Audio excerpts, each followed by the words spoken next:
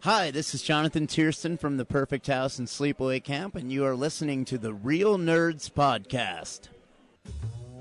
Hey, Real Nerds listeners, your favorite host Ryan here to remind you that social media is great. How great is it? There's many ways you can find the Real Nerds on social media. You can download us on iTunes. You can listen to us streaming on Stitcher Radio. You can call us 720-6nerds5. Aw man, our website is so cool. You can visit our website, realnerdspodcast.com. You want to leave some fan mail? Oh, that's so easy, realnerds@gmail.com. Twitter? We got it, @real_nerds. You can even like us on Facebook. Thank you so much, and hey, enjoy the show.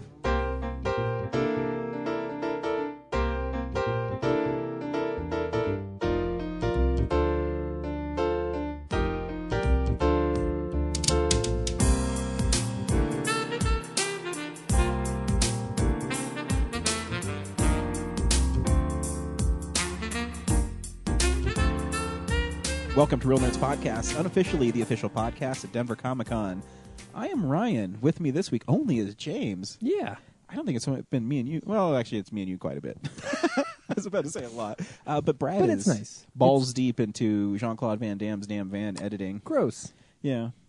He has a lot going on. I saw the picture of him and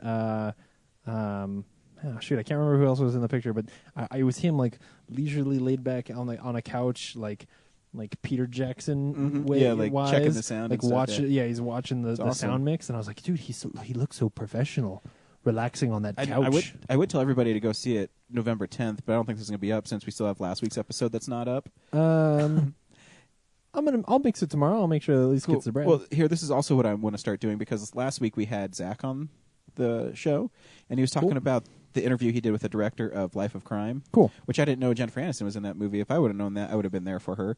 But so I'm going to start saying, so this week, here's our interview with Georges Jeanty. And so it has to be put in. Just to be an ass. That'd be pretty good. That'd be pretty good.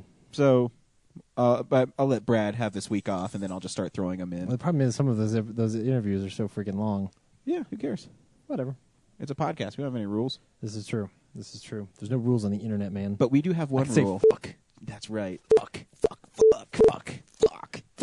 I said P-H-U-C-K, so it's not really cussing. No, I'm going to go back and bleep all those out to make Nice. it sound like we can't say that on the internet. That's awesome. You should do that. I'm going to. But we do have one rule on this podcast, James. Yeah. And that's every week we go see a new movie and we podcast our experience to the world. This week we went and saw a really anticipated movie.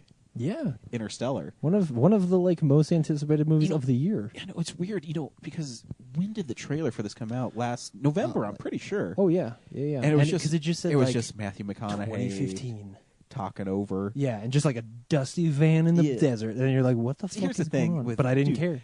If Matthew McConaughey was the new trailer guy, I would be like excited. For some reason, he reads things so well.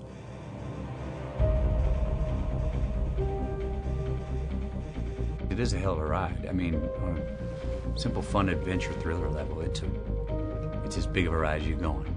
On a dramatic level, it'll I don't care how cold you are, it'll pull your heartstring and maybe pull it wide open. Yes, parents, yes, children, see it on screen. You know what else he does really well? Just fucking be. He's really good at being. I know. He's like your man crush. He's pretty good. Yeah, he's no, pretty good. He's a pretty good guy. So stay tuned for that review. Okay. I like that. I like that weird vein that pops out, like right when he's here angry? under his left eye, Or sad. Yes, or sad, or like stressed out, like I can't breathe in this helmet, and then that vein it's pops a out. great McConaughey movie that a lot of people haven't seen. Mud. Frailty. Dude, hell yeah! Oh my god, I love Frailty. He's creepy in that. Oh hell, oh man, that's one of my favorite horror movies. Oh, dude, it's one of the best. Yeah. Just because of the acting alone. But yeah, Directed by Bill Paxton. Yeah, right? That man needs to direct more movies. He does. He's another great actor. But if you've never listened to the podcast, be warned that we do spoil the movie after we play the trailer. We tell you if you should see it or not, then we spoil the movie, and you should definitely see this movie before we talk it. You hear us talk about this movie. Spoilers for the review. You should see this movie, and you shouldn't be spoiled. Anytime Christopher Nolan has a movie come out, you should just expect that. Yeah, because his movies, unless they're the Batman movies, kind of have them too, but his movies tend to have huge twists in them. Yeah. And this one has a few. Yeah, it does. It does. But Yeah, we'll talk about it. we'll talk about it. What have you been up to this week, James? I don't know, just working a lot. Yeah, me too. Yeah, So- spoilers from when we get to what we've been watching. Not much. Just a lot of Cheers. Yeah? Yeah, Right on. yeah. Cool. But no, it's been good. It's been good. Right on. I love it. It's like I miss you when you're not here. How's the baby? Very cute. Yeah, Yep. good. Yeah, his head is in the 70th percentile. His body is in the 15th. Oh, He's still a little guy. He's pretty cute, though. yeah, Yeah. It's fun. I like being a dad. cool. He's like one of those little toy skeletons that they make around Halloween, where like the head is huge, Yeah, and it then the totally body is. just sort of dangles loose. It's kind of like Calvin from Calvin and Hobbes. Yeah, right. Every once in a while, though, James, we get fan mail, and it's my favorite segment to start off the show with. Yeah. Fan mail! So Ed Voorhees works with me. He is a videographer. Isn't that like a Video horror, guy like, for- Isn't that like a horror character? Jason Voorhees. Oh, okay. Yeah. Cool. For Qdoba, with the company I work for, and he does a really great job. He's in charge. He makes all the training videos. He does a lot of the photography for the training materials. He works really hard, and it's cool that he listens to our podcast. And this is a big one, so I didn't have time to. I know you've been busy. I forgot to email you about some things that he asked. Oh, okay. But so I'll answer them, and then you can chime in. Okay. Greetings and salutations. I've been enjoying your podcast since I picked up the Real Nerd Season 1 Blu-ray at Denver Comic Con earlier this year. Oh, thanks. Thanks. You can still pick up a copy of that at Carl Coins, Cards, and Comics if you want one. Mhm. Listening to your insightful debates on the merits of film has reignited my passion for the medium. Sweet. Wow. My queue of movies to see has grown exponentially since tuning in. You're welcome. Many of the Or latest shows... I'm sorry. Many of the latest shows remain paused halfway through till I have the opportunity to see that particular movie or show you're discussing. Though it's almost impossible to completely analyze a film without spoilers, I appreciate that you keep them after your recommendations, like I said. Thank you. Once a trailer is played and all bets are off is a good rule of thumb. I'd love to hear your team's opinions of older films you may be divided on. Okay. Do you have a list of the best film of the years? Funny you should say that, Ed. We do. We call it Film Explosion, and you can go back and listen to 3 of them, and we talk about our 10 favorite films of the year. Well, 4. Yeah, 4. Technically 4 if you go back to Nebcast. No, I mean because there's also the Nebcast, but we also did the best 9, films of 10. 1999. Oh, that's right. We did Yeah. films of 99. You're Yeah. correct. And just to, we touched on this last week.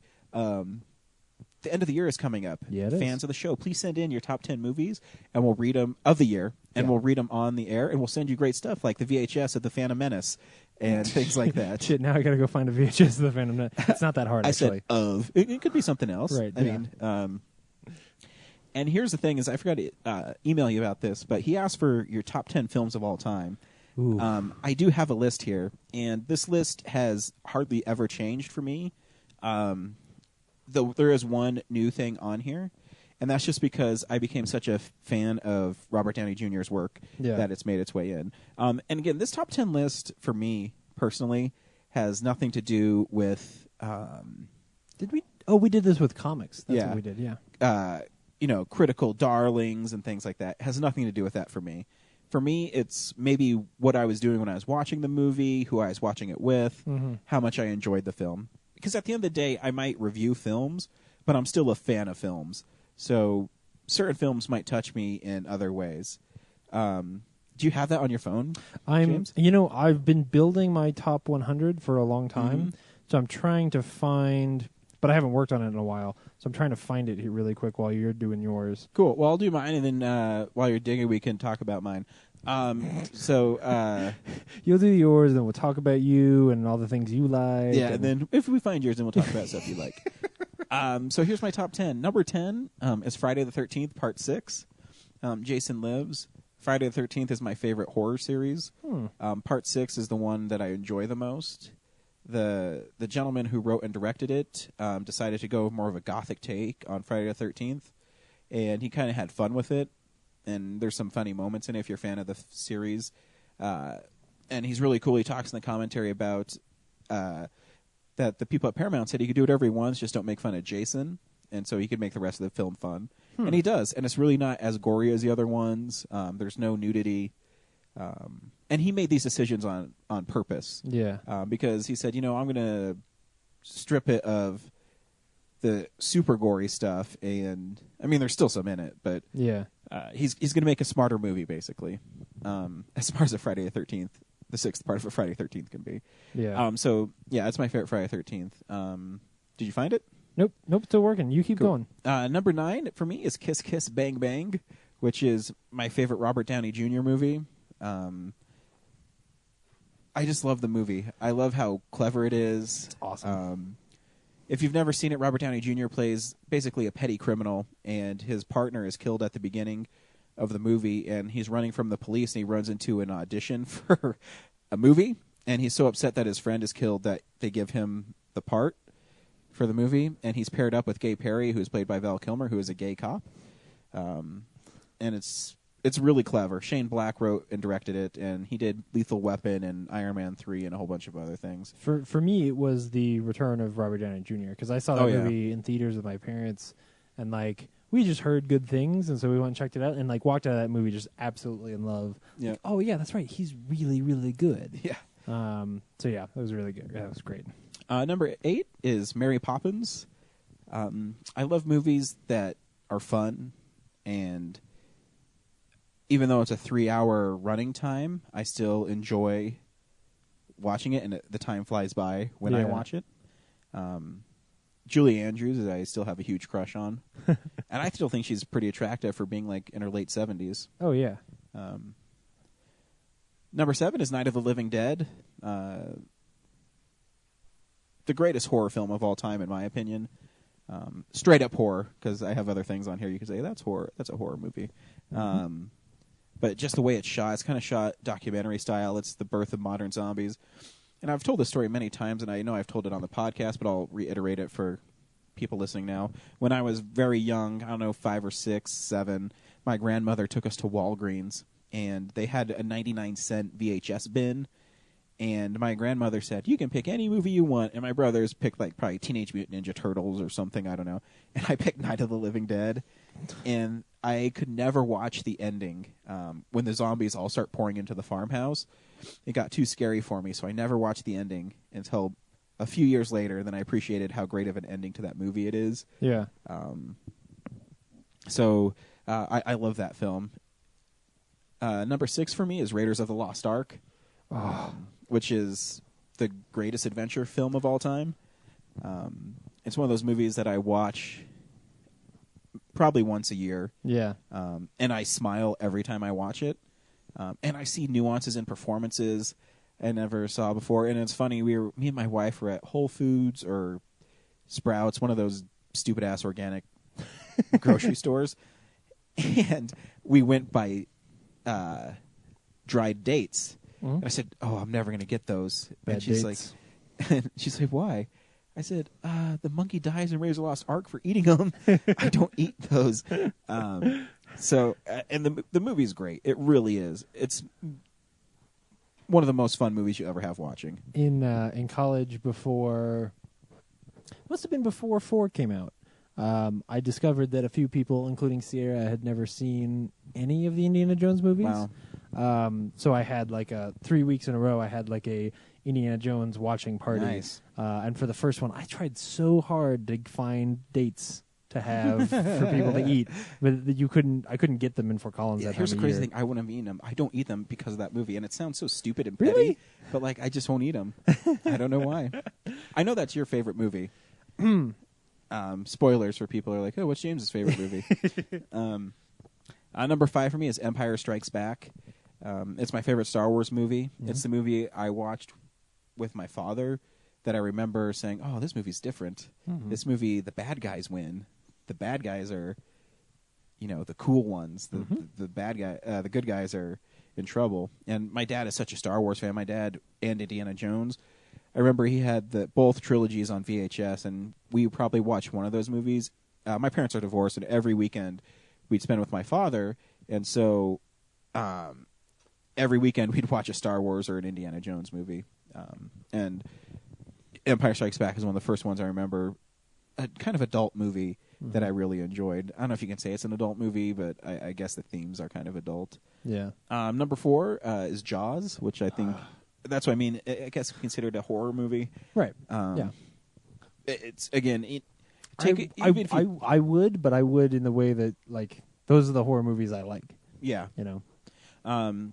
It's the movie that you watch, and I want to say is maybe the perfect movie. Mm-hmm. It's a movie of adventure. The characters are so great. The scene with Roy Scheider and his son at the kitchen table, and then later on, look at me, just touch a special spot for you. Yeah, that scene is why I like stories. Improvised. Yeah. And the scene with Hooper and Brody at the dinner table are talking about the shark. Comparing their scars. Dude.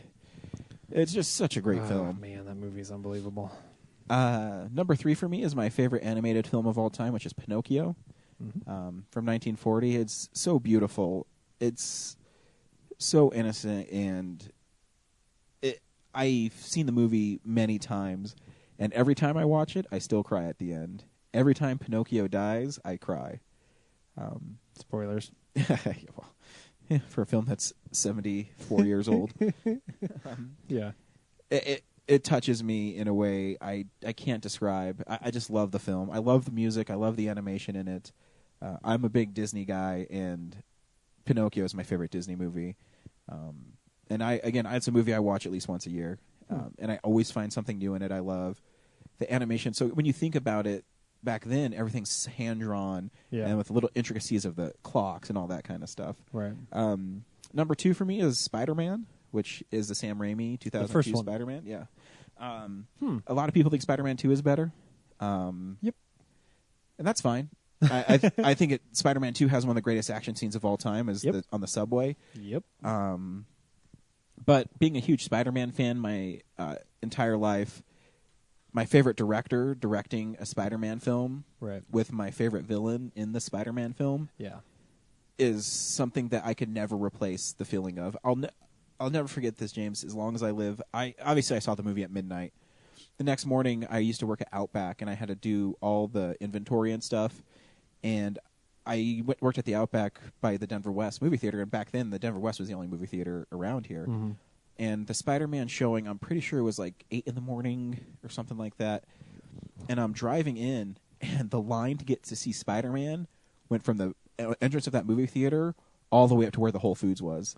And to me, I was like, this is going to be a big movie. Yeah. This is going to be a big movie, and they're going to make another one. And I already knew it was good because I saw it the night before. Right. But you're kind of biased, because I love Spider-Man so much. Oh, for sure. And like, I say that partially because most of the time, if the first sequel to a superhero movie is good, it's probably better than the first one, just because it's not encumbered by the origin story. And but still, that first is better than most comic book firsts. Oh yeah, right. Like it's better than X-Men 1. It's better than Captain America 1. Like, it's a really, really great movie. And being such a Goblin fan, I'll never forget the moment when he's in Times Square, and right after it's like Macy Gray. But if you get past that part, I knew the movie was going to be awesome because how the Goblin comes in and he like glides in and he runs his hand across the balloon. I said, yeah, that shot's awesome. There's something that only Sam Raimi would do that, because he puts the camera really close behind the glider, and just the way he moved as a fan, you're saying, oh, they get the Green Goblin. Yeah, they get the Green Goblin, and the costume was dorky. I understand, but I don't know. I still like it. But here's the thing: on Blu-ray, all the details on it is pretty awesome because you can see like the purple faded into it. You can see when you Willem can see Dafoe's through his eyes, mask. That's when it's great. His mouth moving, and it's pretty impressive. Yeah. I loved the Green Goblin in Amazing Spider-Man 2. I thought it made sense in the story. Yeah. Where it's like a deformity. That's cool. But the performance is not as good. No. That's the thing. Willem Dafoe's performance in that movie is so good that you could have put him in a literal, like, you could have gone and taken the actual green Power Rangers costume and put that on him, still would have been badass. Oh yeah. Like, well, that's the thing is if they make another Doc Ock, is it going to be as good as Alfred Molina? No. I mean, now, okay. The same thing was said for like Jack Nicholson's Joker for a long time. I mean, someone can do it. So someone could do a really good job, but it's on par with that. Yeah. Again, the Green Goblin serve the story a different way. Amazing Spider-Man 2 is still an amazing movie to me. I don't care what anybody says. No, I agree. So that movie is... What was that, your number 2? That's my number 2. My number 1 is Army of Darkness. Right. Again, it's fun. I don't know why I love the movie so much. Well, I do. I mean, it's just a fun movie. Mm-hmm. And it sums up the movies I like in like one big smorgasbord of movies where it's action, adventure, comedy, horror, and fantasy all put into one. The story tone is inconsistent. It's fun listening to the commentary on it because Sam Raimi even talks about, he says, I don't know why people like this movie. First, Ash is a hero, then he's a coward, then he's a hero, and it's so inconsistent. But I think it's the performances and the way the movie's shot is so inventive and lots of fun that I'll never forget. I was in Target. I never saw the movie before, but I saw the art on the VHS cassette, and I wanted it so bad because there's the original one where it's, he's all ripped, everything. It's like the Conan the Barbarian. Yeah. So those are my 10 favorite movies. Nothing to do with critical stuff. It's just stuff I enjoy sitting and watching. Yeah. And I hope that, some people, well, I mean, I'm sure Empire and Raiders on a lot of people's lists, but, right. Just to enjoy them. Everybody has their own, everyone's entitled to their opinion. I would never disregard anybody's opinion unless you say like Transformers is your favorite movie, then we have issues. So my top 10, no, I'm just kidding. I couldn't find it. What I'll do is this week I'll try to put it together. But I want to touch on a couple really quick. Yeah. Because Jaws is on there. Raiders of the Lost Ark is on there. Honestly, when I do a top 10, what I usually do is I actually remove Back to the Future, Lord of the Rings, usually Indiana Jones and Star Wars completely from even being in the running, because as far as I'm concerned, it's sort of unfair. Partially because those movies are so close, like, with the exception of Lord of the Rings, the other ones are so sentimental that I don't actually watch them objectively. Dude. Right? Like, I grew up inside of those movies. Oh, yeah. It's not even, Raiders of the Lost Ark, the reason why that one actually transcends that is because the story I always tell is that movie had an integral role in teaching me what good writing was, because there are a lot of things about that movie that are just really, really smart. But the scene between Belloc and Indy in the bar is amazing. And the monologue that Belloc has taught me so much about what good writing was, and taught me about what really great villains were. Yeah. And that a great villain wasn't necessarily that a great villain should actually be better. That like Darth Vader isn't a great villain until Empire. Yeah, Darth Vader is actually a pretty shitty villain in A New Hope. It's not until Empire where there's suddenly this emotional stake. You're right. And that character and I think becomes that's why a Empire reflection. Transcends all the other Star Wars is because it gives weight to who Vader is. Yeah. I mean, Vader's cool and impending in the first one, but he's not a smart villain. Yeah. He's not an interesting villain, and he doesn't actually affect the other characters beyond what an evil robot would. Yeah. He's just powerful and nasty. Yeah. So that's why that movie tends to be on the top. The ones that I'm pretty sure are on there that you didn't bring up would be Alien. I'm pretty positive would get into the 10. To be honest, I tried to put together a list of 100 it's hard. Not too long ago, and I just went and picked what are the movies that have to be in the top 50 or so? And I had when I was done, I had 125 movies, and I was like, holy shit, it's hard. All of these movies have to be in the top 100. I can't do a list without talking about all of these. But Alien is amazing. That movie, I just love so much about that movie, and it still plays so well. We talked about, not too long ago, I showed it to Dan for the first time. and got to sit there and like watch Alien for the first time with somebody and realize how well those beats still hit. Oh yeah. He actually didn't see the chest burster coming, and so that was kind of cool. But the most terrifying moment of that movie is Ash, and that scene is just so great. Oh, yeah, there's things that stick with you in that scene. I Yeah. mean, I'll never forget the milk and stuff.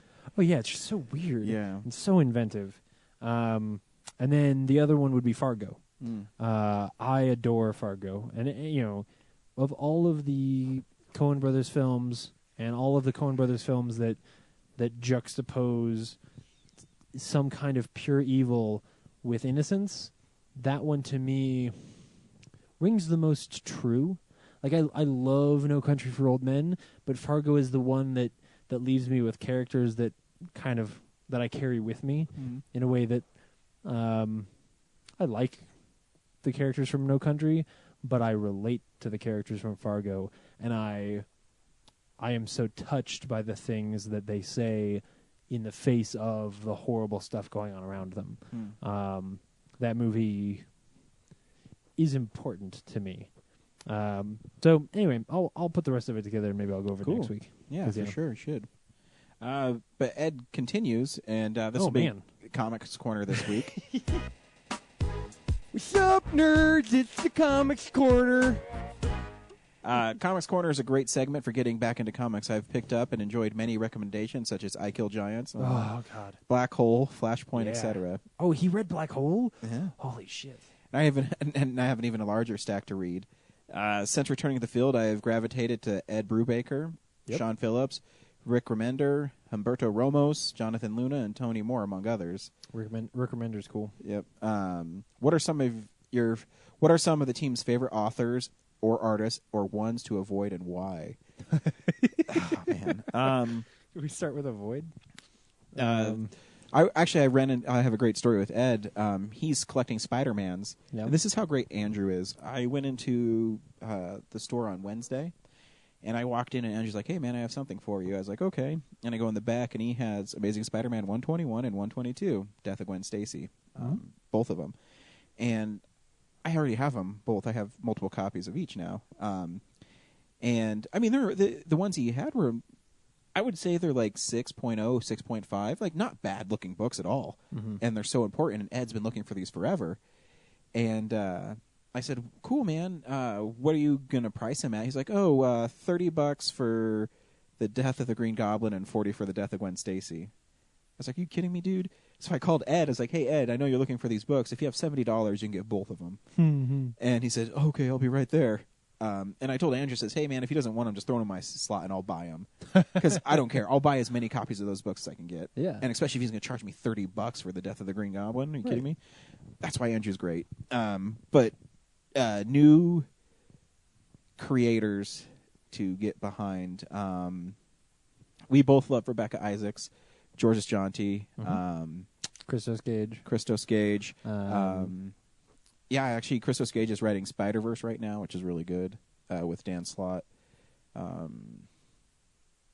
Artists, I love Sal Buscema. I've already said this many times. He's my favorite Spider-Man artist.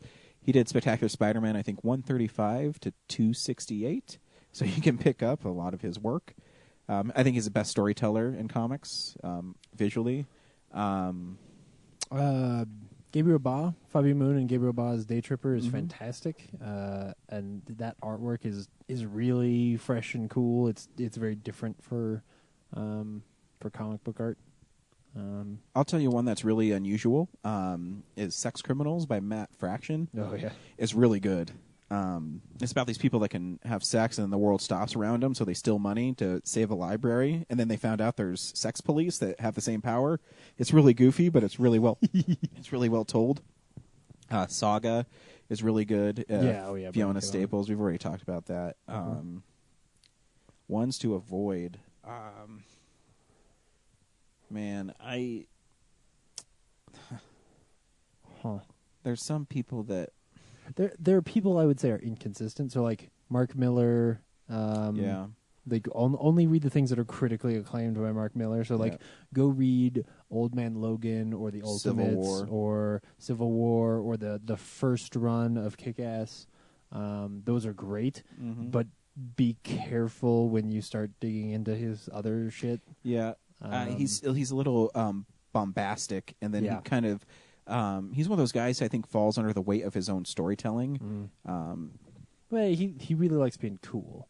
Yeah. And he likes being edgy, and sometimes his being edgy gets in the way of his story. Yeah. That's why I hate Kick-Ass 2. Oh shoot. Oh man, who wrote? Wow, I can't believe I can't remember who wrote Preacher. Garth Ennis? Garth Ennis, yeah. Garth Ennis is one of those where His Punisher is great. yeah, his Punisher's great. Preacher is amazing. But then some of his other stories, he likes to tell some of those gritty crime stories, and sometimes they just feel like he's just trying a little too hard. So Yeah, another creator I like is Brian Michael Bendis. He does Ultimate Spider-Man. His other stuff isn't quite as strong as Spider-Man, though. His initial run on New Avengers is really good. I enjoyed that one. Man, ones to avoid. I'm trying to think of one person I just can't stand as a writer. And I sometimes pick up their... I can't even think of it off the top of my head. I'm not a big fan of Dan Slott, who writes Spider-Man right now. He's a good writer, but his Superior Spider-Man really soured me towards him. But everybody else likes it now, so I'm in the minority. I never read a lot of Mark Waid. Everybody likes Mark Waid, but I really hated his Rocketeer. Yeah, sometimes the writer isn't paired up with the stuff right, you know. Yeah. I have a hard time. He's really critically acclaimed, but Alan Moore, I have a hard time getting behind him because he's so outspoken. Yeah, and he's so obnoxious. And hey, actually, I'll give you one that a lot of people are going to be upset about. Frank Miller, I'm not a fan of. I've never actually read a lot of Frank Miller because I actually don't like his art. Yeah, his art's not good, and everyone loves The Dark Knight's Return. It's funny, I got the Blu-ray. Oh, that's true. I've read that, and it's okay. I got the Blu-ray of the deluxe edition. It was at Best Buy for $5. It's still sitting on my shelf. I haven't watched it yet. You should, because I think that the movie is pretty good. So since we're talking about it, I really appreciate The Dark Knight Returns for its place in the history of comics. Mm-hmm. Like that and Watchmen are responsible for comics. They're really like flagships for the return of great comics, because that was right at the end of the Comics Code. Like those two books signified that the Comics Code was dead and that you could go make great art in comics again. So I've read and own them and own Dark Knight for that reason. But the truth is, I think that his plotting in that movie, like in that book, his just the way he constructs that story is really messy and not that good. No, I think that's true to all his work. I read Sin City, and it's okay. I think the movies are better than the comics. It's just I think he's really overrated. Everybody loves him, but I just can't get behind him at all. And then he did that Batman and Robin All-Star Batman and Robin. It was bad.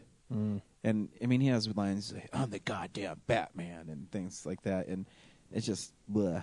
Yeah. Just clunky. He's a really clunky writer. Pacing issues. So there's some. But that's yeah. A lot of the ones that are bad are the little guys that don't necessarily get very far. Yeah. But like I said, if you're trying to pick up a Spider-Man tell, I would pick up the trade of Ultimate Spider-Man 1 with Bendis and Bagley. And then Bagley's so good. He's a great Spider-Man artist. Yeah. Cool. After hearing your pitch for Colorado Coins, Cards, and Comics, I have to say you guys are right. It's the best place to buy comics in Denver. Agreed. Great prices, friendly staff, and Andrew has been so knowledgeable and helpful. I've got about a dozen titles in my hold slot. Thanks for letting me know about this great shop. Absolutely. We love that there. Hey, congratulations to Ryan and Laura on the healthy arrival of Kellen. Best of luck to Brad as premiere of Jean-Claude Van Damme's Damn Van. That's a huge accomplishment. Look forward to seeing it Monday. Zach did a great job hosting while Ryan was away, and I was sorry to hear you were mugged after one of your many Tusk viewings. I know. Yeah, that sucked. Glad you're okay. James, I hope you're doing well. What have you been up to? I don't know. I work a lot. I went to Detroit for a week.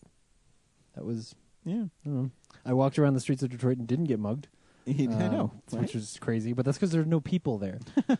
You would never believe it, but at night there's just nobody on the streets. Dude, when I was in Wichita, Kansas, like at 5:00 in the afternoon, there's nobody on the streets. It's creepy, and they have these bronze statues of children playing on the sidewalks. Dude, It's like weird, like T2 style. Yeah, bro, it was weird. Here's something for you, James. Your insights on recent cinema are on point, and I'll have to peek at the archives to hear your opinion on Prometheus. Oh, Keep up the good work. Real Nerds is one of my favorite podcasts that discuss things I love, Ed. Thanks, Ed. That was a great email. I really hope that Ed likes Prometheus. Otherwise, I'm going to get a really shitty email in a couple weeks. Yeah, Prometheus. James, your arguments used to be pointed, or they seem to be pointed now. They've certainly come a long way since you made those nice said those nice things about Prometheus. I think Prometheus is still badass. The movie is amazing. I don't care what anybody says. Yeah, it's great. Fuck everybody else. We're right. Ed, thank you for the great email. You took care of a lot of stuff for us this week. This is the box office numbers. This is the box office stats. The number one movie was Ouija again, with 10.7 million. What's funny is it barely beat out Nightcrawler, which is kind of cool. Yeah, Nightcrawler is a movie I think I'm going to rent.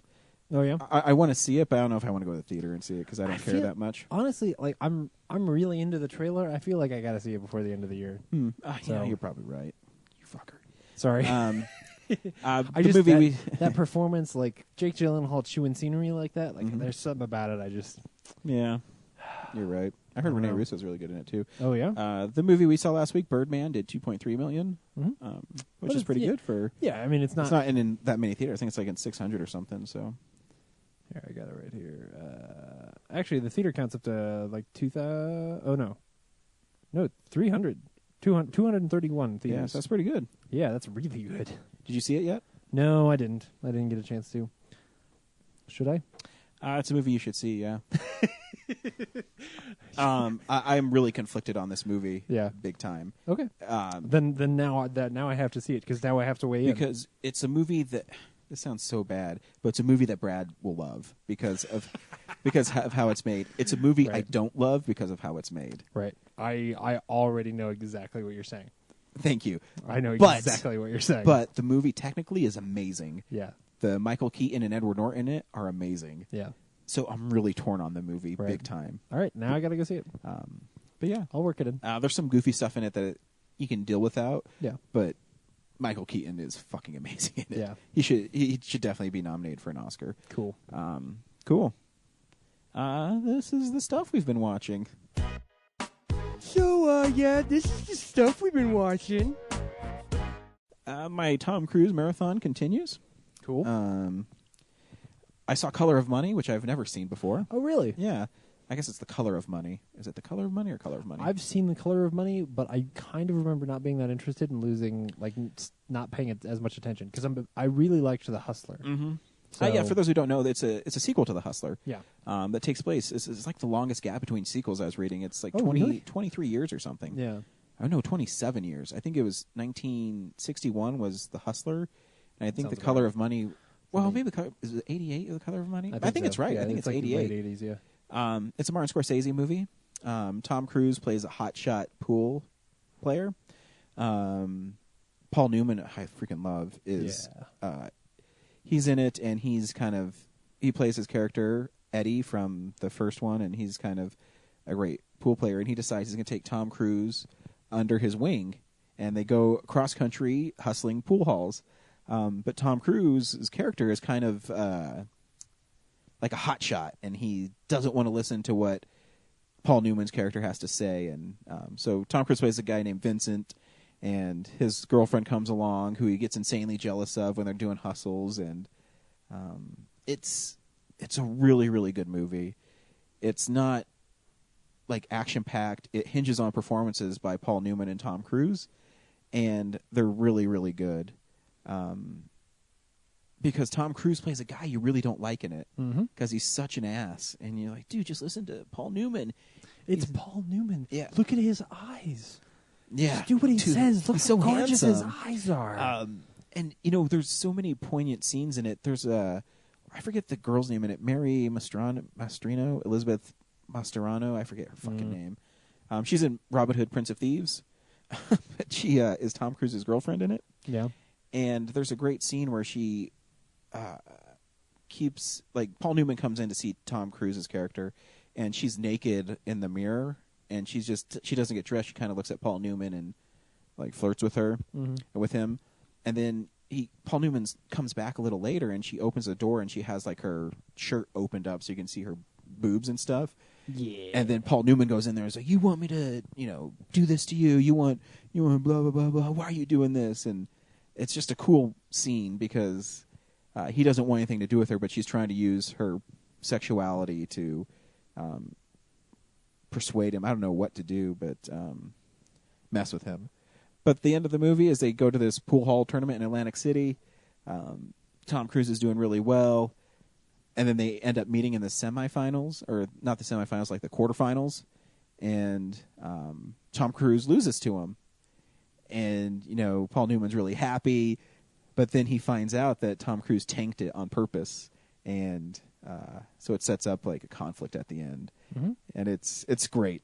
It's great because Paul Newman's like, man, I want to beat you for real. I don't want you to tank the game on purpose. Yeah. But what is interesting and so poetic about that moment is all the stuff that Eddie was teaching Vincent came back to kind of bite him in the ass. Mm-hmm. Where, and there's also an early performance by Forrest Whitaker. Oh, really? Yeah, he's in it. Oh, funny. I don't remember that. But yeah, it's a good movie. The Blu-ray is not a good transfer, though. It's maybe one of the worst-looking Blu-rays I've seen. Oof. There's times when it looks really good, and then other times you're like, wow, this is a Scorsese picture, right? With Academy Award-winning Paul Newman in this role. He won an Academy Award for it, and Tom Cruise, and you guys can't make the transfer better. Yeah. And which is a really bummer is I got it at Second Spin, used, but it was a 25th anniversary one, and there's no bonus features, and the transfer's not that good, so... That's a shame. You think they would care to make it nice, Yeah. What do I know? I also saw a movie called Life After Beth, which is the Aubrey Plaza, Dane DeHaan zombie movie. Yeah. It's like Warm Bodies, but with a lady. Yeah, and it's written and directed by the guy who wrote I Heart Huckabees. He did not direct I Heart Huckabees, obviously. David O. Russell did. Yep. And, man, this movie... It's supposed to be a comedy. And there's some funny parts in it. It's just a weird movie. But the performances are really, really good in it. And I think it's a movie I'm going to watch. I think it's a movie I have to watch again. In the movie, Dane DeHaan plays a kid whose girlfriend Beth dies, and you don't even see how she dies. At the beginning of the movie, Aubrey Plaza is like running. Beth is running, and then the next scene, Dane DeHaan's character is in a grocery store, and he's in a suit, and he's just staring at napkins. And the dude says, "Can I help you something?" And he wants black napkins, and he goes to her funeral. And it turns out she was bit by a snake while she was jogging, and she died from it. Yeah. And then John C. Reilly plays her dad, and they have this really like poignant scene. They're playing chess, and he says, me and Beth were having problems, and her dad Maury says, I know, but we're here for you, and we love you, and it's a really great scene. And then they ignore his calls, and he shows up to the house one day, and he sees that Beth is there. Or he thinks she is, and so he starts going crazy, and he comes home, and there's this great scene where he says, so Beth's alive, and it's all a lie, so I want to fucking thank you for that.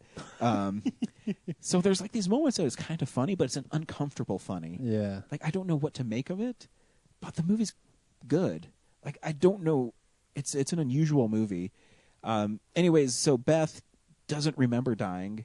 She doesn't remember why she's back, and she's like, her brain is stuck in... like a past. She keeps on saying she has to study for a test, and she lives in the attic, and no one knows why. And it turns out it's like the zombie thing, and then zombies just start showing up around town, and slowly they start deteriorating, and then all hell breaks loose. It's a really interesting movie, and I mean Aubrey Plaza and Dane DeHaan are amazing in it. So I would recommend checking it out just because it's so different. Cool.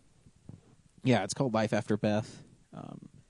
Of course, I was going to get it because I'm a zombie movie guy. Right. And it's one of those movies that if you get it the first week on Amazon, I think it was like $9 or something. Oh, snap. So, whatever. Yeah. It's less than buying it to see it in the theaters. And, is good enough. Cool. So that was good. I also got Wrong Turn trilogy was on Blu-ray for sale. I don't know if it's at Target or Best Buy, but Halloween they always have like horror films. The first, the second, or the third trilogy? So it had the first, second, and third one. Oh, the original trilogy. Okay. And so like I think it was Target or I can't remember if it was Target or Best Buy. It was like $7 for all three of them on Blu-ray. I was like, fuck it, who cares? And the first one's not bad. It's Stan Winston does all the creature effects in it, so it's pretty cool. It's basically Hicks in the woods killing people. With Eliza Dushku. I was gonna say the first one's Eliza Dushku. So I mean it's well made, and the other ones were directed Blu-ray or DVD or whatever it was, so the quality goes way down. Mm-hmm. This one was actually a theatrical release, and you can tell it had money behind it. Yeah. And then the last thing I saw was See No Evil, which is another horror film. Is that the one with the guy with the hook? Yeah, it's Kane, who is a wrestler. Yeah. And I kept on hearing things about it. I didn't know if I really ever wanted to see it. I saw trailers for it. I'm like, it doesn't look that good. But again, during Halloween, a lot of Blu-rays of horror movies are super cheap.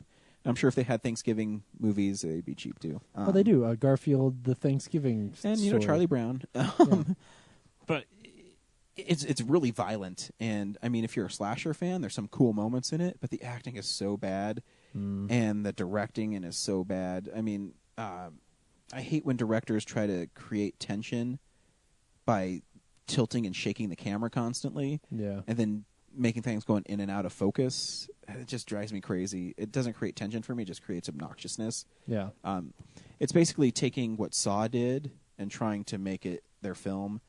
And in it too, the acting's so bad. There's people that are from Australia, and you can tell that they're trying to do an American accent. Sam Worthington. Yeah, exactly. It's like Sam Worthington, only better. If you like splatter movies, though, I mean, there's some pretty gruesome things in it. But overall, I'd say it's about a little below a middle-of-the-road slasher film. Wow. So I'd put it in the same category as Final Exam. For all of my slasher film fans out there. Man, yeah, I don't know that one.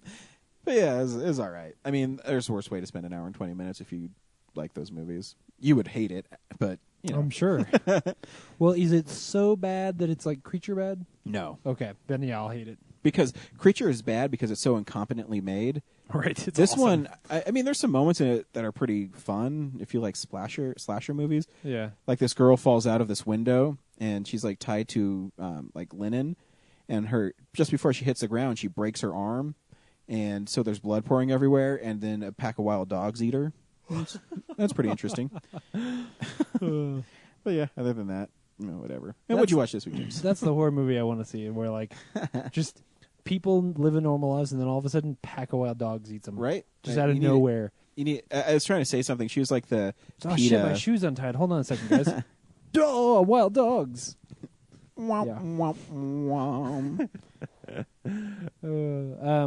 Yeah. So as I said before, honestly, I haven't really done much this week except for watch some Cheers and watch and play a lot of Shadows of Mordor. Nice. Both of which are good. I'm a big Sam and Diane guy. So when I was a kid, I used to like my version of rebelling as a young teenager was that when I was not in school, like during the summer and such, I would stay up late and I would watch Cheers. You didn't. And Doctor Who until you're cool until you said Doctor Who. until Adult Swim came on. But back then it wasn't Adult Swim; it was just Cartoon Planet. Mm-hmm. So I'd watch like some Space Ghost, and then I'd go to bed at about 1 o'clock in the morning, and that's how I rebelled. Rebel. Everybody else was like doing drugs and drinking and shit, or at least that's what I imagine. So that's honestly all I have. GC, this is my favorite panel of the week. It's Peter Porker, the Spectacular Spider-Ham, punching the looter in the face. It made me laugh when I turned that page.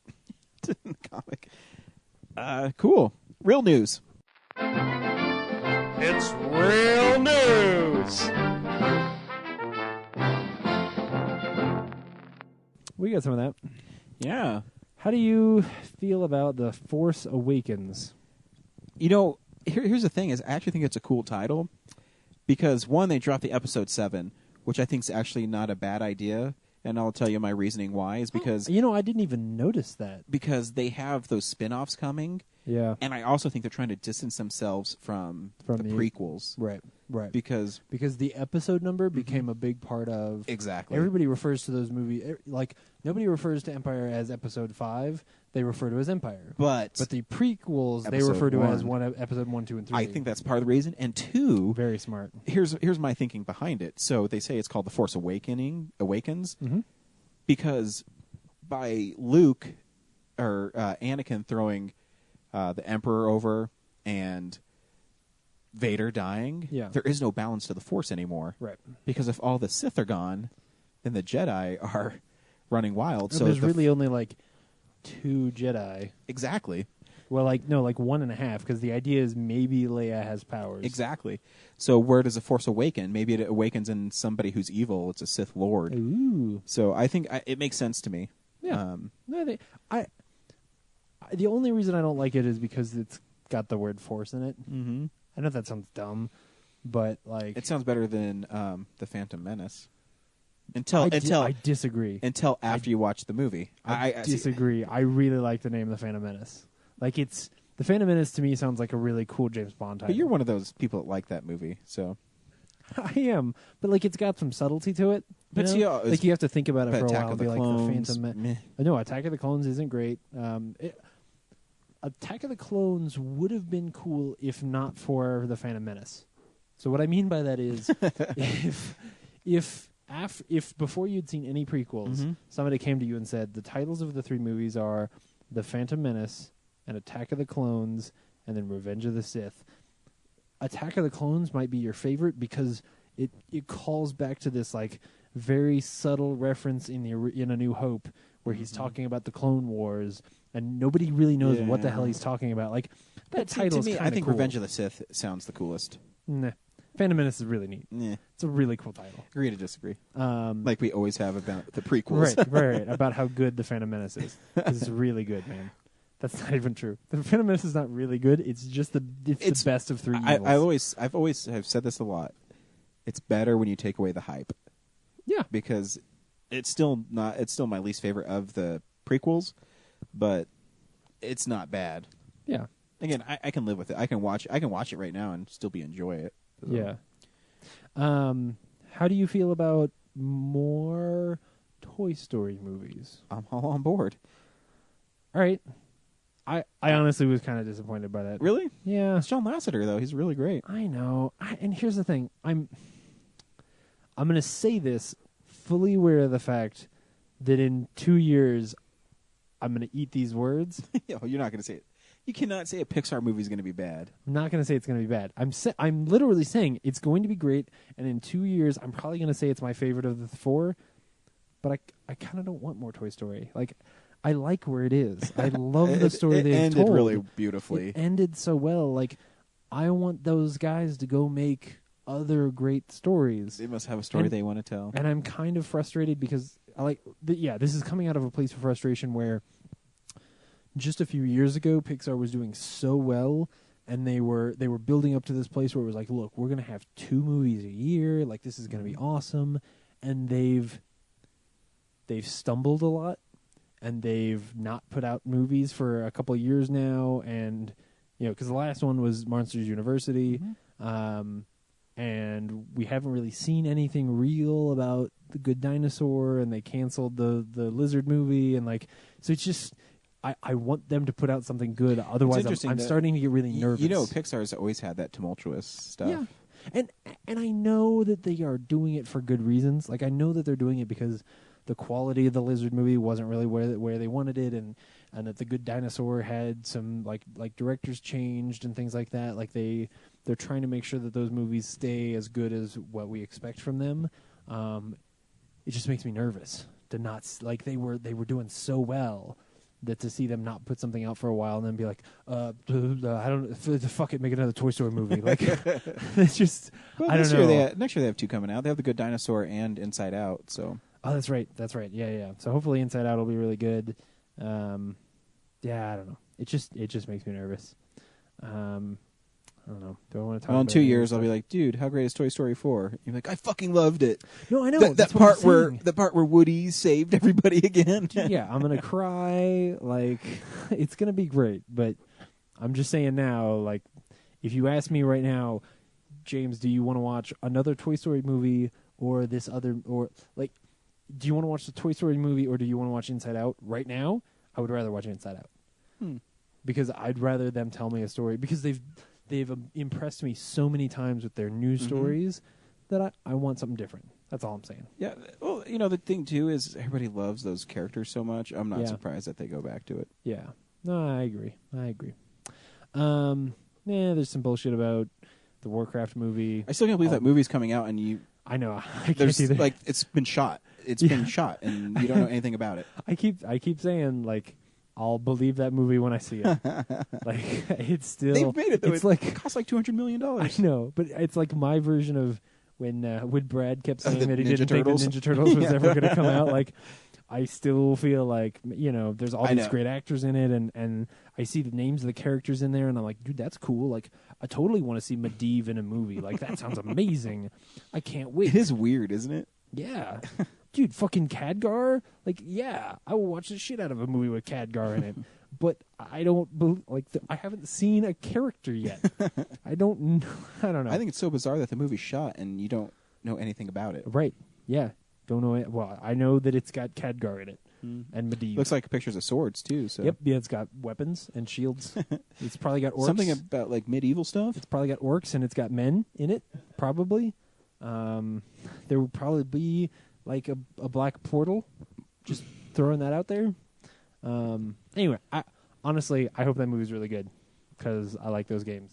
I like movies where orcs and people fight. Right, so exactly. I'm on board. As somebody who's spent a lot of time this week stabbing orcs in the neck, which is super satisfying, by the way, I will totally watch any movie where you get to watch orcs get stabbed in the neck. I know, it's just something about it. Like that new trailer for the Hobbit movie. Super excited about it. Yeah, right. I really want to see some orcs get stabbed in the neck. I can't wait to see a 55-minute battle in the new Hobbit movie. What are we gonna? You want to make 3 Hobbit movies? What are we gonna do in the 3rd movie? I don't know. Just fucking fight, man. Just like lots of fighting. How about just? I was reading an interview with Peter Jackson about the Hobbit Battle of the Five Armies. Yeah, I think they said 52 minutes or something is the final battle. Oh man, sign me up. Oh yep. Did you guys talk about all the Marvel movies last week? We did. Cool. Then I think that's the news, unless I missed something. I don't think so. Nope. Cool. This is what's coming out on Blu-ray. DVD releases and Blu-rays. This is a good week. Yeah. This is a good week. How to Train Your Dragon Part 2. It was a fun movie. Yeah, it's really good. I didn't pre-order it, but I need to. We've got the complete TV series of Batman. So torn on that. I am so torn on that. Does it come with a little car? It does. Yeah, it comes with a little Hot Wheels car. It's just so expensive. Yeah, I'm not. Can I be real honest? Not torn at all. Do not give a shit. I used to watch that with my grandfather. Yeah. I know it's not good, but yeah, I've never So that's one of the things that Brad had accused me of. Like, oh, in the news you didn't talk about the fact that like maybe the biggest nerd news ever that they're releasing that stuff on Blu-ray. I just don't give a shit. I never would have talked about that in the news. Like, I don't care. Sorry. I also don't care about the fact that the Lost Missions of the Clone Wars saga comes out this week. It's supposed to be a good cartoon. I never watched it though. It is. The final season of True Blood is on Blu-ray this week. So is there more vampire fucking in it? I don't know. I fell off of that show. Season 2 is real good, real good. Jersey Boys, which is that's a Clint Eastwood one. The Clint Eastwood film from the Frankie Valli in the Four Seasons. Yep. Tammy. Yeah. With that fat woman? Dude, extended cut. Yeah. Pre-ordered. They should have called it like the super plump cut. Can I just be fair? I'm not making fun of her because she's fat. I am. I'm making fun of that movie because it makes fun of the fact that she's fat. And that's the only thing. The one thing that bugs me about her. She's a talented comedian. I'm not saying she's not. Oh, she's great. But they always say about her weight. But she's the one who wrote that movie, and they make fun of how fat she is. Mm-hmm. That drives me bananas. Yeah. As a fat man, yeah, I don't like it. Yeah, because I can make those jokes, but it's not funny. No, someone who's was great at being fat and falling was Chris Farley. John Candy. John Candy. Exactly. Yeah. Melissa McCarthy, not so much. Yeah. Well, here's the thing. You can make those jokes if there's still some heart to it. If that's all you've got is, hey, look at her try to jump over this counter. Like, I don't know. That movie just did not sell itself very well. Let's Be Cops comes out this week. Wow, that was fast. Yeah, it was. That's how you know it didn't make much money. It did. It made tons of money. I think it made $90 million. Yeah. Oh, man. Well, good. Yes, I'm wrong then. Gator. Burt Reynolds' Gator. Nice. The Bayou's baddest good old boy is back. This isn't Gator 2. This is Gator. So what is he back from? I don't know. Crocodile? Those are kind of movies that I'll buy just if they get cheap. Holy shit. It's got the other dude from Smokey and the Bandit in it. I need to see this movie. That's a cool poster. I've never seen Gator. I've never heard of it. I've heard of it. I need to see Gator. I'm going to run out and buy. Okay. So, the cover is really How cool. much is it on Amazon right now? That's like $18. That's expensive. It is. I know. I need to go find a copy of Gator that someone else owns. Right. Maybe that might be a $3.99 streaming movie. Jerry Reed. Jerry Reed's the other guy from. Is it? It's not telling me if it's. It can't be like a Shout Factory or something. Doesn't look Covers like it. covers is cool though. But in the world of Shout Factory, there is something coming out this week. Highly anticipated. I say that even though I didn't know this was coming out until now. I anticipated enough that I'm just good. It's $20 on Amazon. I'm gonna fucking buy it right now. Weird Al Yankovic's UHF, the 25th anniversary. This movie is fucking amazing. If you've never seen it, it's way ahead of its time. Totally. I watched it recently, like last year, and I didn't remember all how clever it was. You know what I mean? Oh, it so holds up, man. You get to drink from the fire hose. Like that. When you really think back to like the way that movie is making fun of television, it was.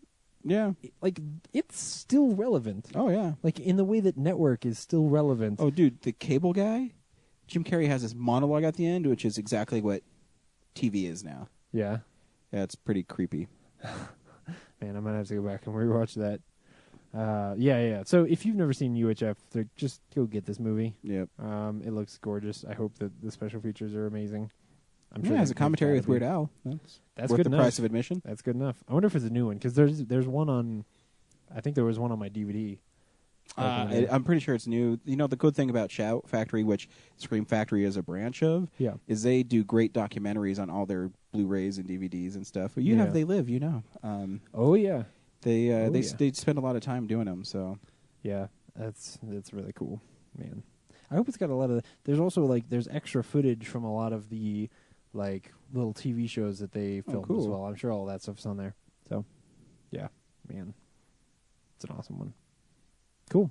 You missed Stuart Gordon's Dolls, which is a Scream Factory collector's edition, which I have coming out. Oh, that I'm getting. It's interesting. I haven't seen it in a long time. It's kind of a Chucky slasher, 80s campy horror movie, which I'm all about. Well, let me see what is the cover cool? Yeah, it's awesome. It's my favorite Scream Factory, actually. Actually, Motel Hell's my favorite. This one's a close second because it's really well done. The cover art for it. You're gonna have to put horror movie. James. Yeah, if you type dolls into Amazon, you're I just got dolls. Oh yeah, that is a pretty cool cover. Yeah. I don't know how I missed it when I was scrolling through. It looks like it's a neat little slip as well. Yeah, what's great about they walk, Scream they Factory, talk, reversible. they kill. That's weird. Yeah. Why is this lady just holding an eye? Oh, you'd have to watch the movie to find out. Oh, is it like a doll's eye? Mm-hmm. Interesting. Cool. Nice. This week, we saw Interstellar. James, should people go see Interstellar? So, yes. And, okay. So in a few moments, I'm going to start getting really hyperbolic about how good this movie is. And I'm going to say some things that are over the top and probably crazy. So this is like your 500 Days of Summer this year. No, fuck you. But there is one thing, and I'm gonna ramble a little bit here. I'm sorry. It's probably a little bit. I don't know. Whatever. I think that the sound mix in this movie is fucked. I think that, and the reason that I bring it up is that it's problems that I sort of had with The Dark Knight Rises as well. But I I just sort of wrote them off. But it was a shame that like there are lines of dialogue in The Dark Knight Rises that I didn't know what the character said until I got the Blu-ray and listened to it on my TV speakers, and then I was like, oh, that's what they were saying. This one, I didn't say anything when I came out of the theater, but I had this problem, and then I saw the movie with my parents, and they came out and they were like, there were like lines of dialogue and like jokes and stuff that I just couldn't hear. And I sort of knew this was a problem going in. I'd seen some other articles about this idea that maybe the mix is off, and I'd heard that it's even worse in IMAX. So the reason that I bring it up is that I think something needs to be said, because my fear is that this is a habit, and that whoever is doing Nolan's mixing is, in this case, the music is too damn loud. And so you miss good lines of dialogue. And honestly, like some of them I could sort of half figured out what they said, and I knew that it was something very meaningful to what inevitably is an absolutely amazing movie. This movie is probably important and is saying something really, really cool, and is one of the most interesting pieces of science fiction that I have seen since Prometheus. I mean, in years. It's really, really good and absolutely gorgeous. So the sort of other shoe dropping here is that as much as I say, man, the sound mix here is fucked up, and from what I've heard, I'm going to go see the IMAX tomorrow, so I don't know for sure, but from what I've heard, it's even worse in IMAX. You should see this movie in theaters, and you should probably see this movie in IMAX, because it's gorgeous. Just looking at this movie is fun. So it's just an added bonus that the story at its core, the characters at its core are really interesting, and I enjoy spending time with them, and the themes that it's playing with are very powerful to me, and I like thinking about what this movie is saying. So, yeah, go see this movie. I went and saw it at Cinemark's XD, which is a bigger screen, and I think it's 35 millimeter. I didn't have that issue with it. I didn't notice it. Okay. And it's something like that I think I would have if it was that noticeable. Did you like follow, especially early on, and this isn't real spoilers, but some of the jokes about humor early on, like when they first take off in the ship? Did you catch all of those lines? Yeah. You did? When he was like, what's your setting at? Yeah. 90%? Can you tone that down to 75%? Yeah, I got all that. Okay. And you didn't feel like you were struggling to hear it? Okay. Interesting. Okay. Good. I mean, I hope it's not true. It's like, to me, it's starting to feel like a trend, and that's the only reason I bring it up. Yeah, I don't know. Maybe did you see it digitally? Or I did see it digitally. I saw it on 35 so you saw millimeter. It on film, yeah. So I don't know. Maybe the digital has a. Yeah. I don't know. Maybe. Or I just didn't notice. And like I said, this kind of thing happens, and I don't know if I've ever told this story before, but the first Pirates of the Caribbean for me was almost ruined by the sound, because I was sitting in a place in the theater where it echoed a little bit in an AMC. And so the only reason I bring this up is because I have heard it from other sources, had other people I was with have the problem, and was in an Alamo, so that I know that the theater was good. And so that's why, and have had this problem with a previous movie of his. And so that's the only reason I bring it up. Is like, this bothers me a little. So anyway, sorry. That's the last thing I'll say about it. So should people go see this movie? Yes. But I am going to add a little thing on this. I feel the way about this movie as I felt about Birdman. Interesting. Where Birdman, you have to see it. Interstellar, you have to see it. I'll get into my problems with the movie after we play the trailer. I want to try to find the first trailer because I just love when Matthew McConaughey speaks. Oh, I will. If you can find it. I'm sure it's on our EPK file. I know. I'm a huge NASA fan. I'll find that fucking trailer. Nice.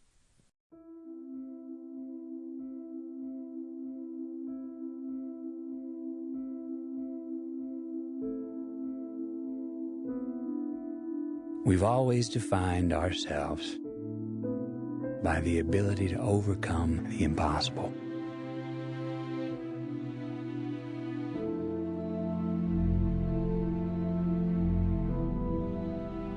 And we count these moments. The first ever to fly faster than the speed of sound. These moments when we dared to aim higher, to break barriers, to reach for the stars. 76, you are go. To make the unknown known.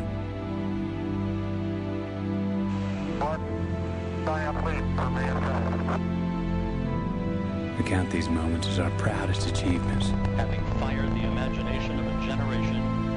But we lost all that. Pulls into port for the last time. Or perhaps we've just forgotten that we are still pioneers, that we've barely begun, and that our greatest accomplishments cannot be behind us, because our destiny lies above us.